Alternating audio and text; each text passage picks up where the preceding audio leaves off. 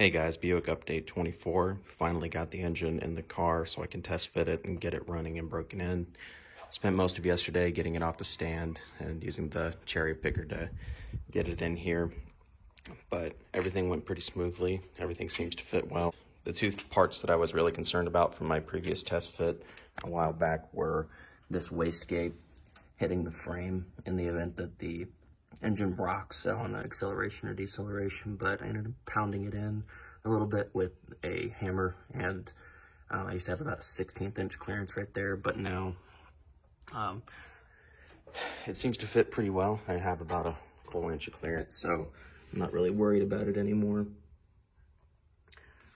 The turbo fits just as well as it did on my previous test fits, but you can see I have plenty of room between the upper A-arm and the turbo itself. Other than that, I really just have a bunch of small stuff to do in order to get it in a running state. Most of it's just plugging a bunch of empty holes, vacuum lines for the carb, vacuum lines for the manifold, the temperature sensor, and hooking up the oil line right here to the turbo that comes from over here.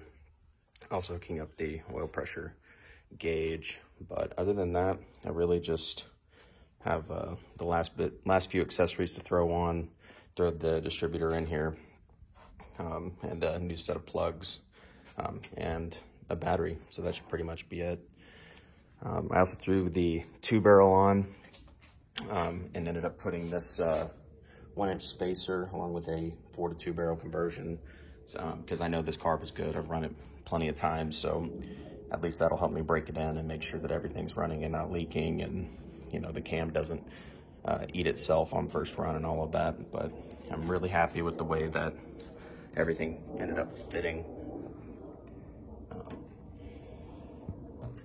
There's the turbo, and then there's the exhaust side of the wastegate. So I'm probably going to end up needing to fabricate a small downpipe. I actually ended up buying the flange and the V-band clamp for it, and I have some 3-inch Mantelment tubing over there that I'm probably going to cut up and just make a small downpipe just to get it in a running state. But other than that, the engine is coming along nicely. Everything's in and fitting, and it's just little pieces here and there to make sure that it's good to run. And hopefully the next video should be of me smiling with a running engine. Thanks, guys.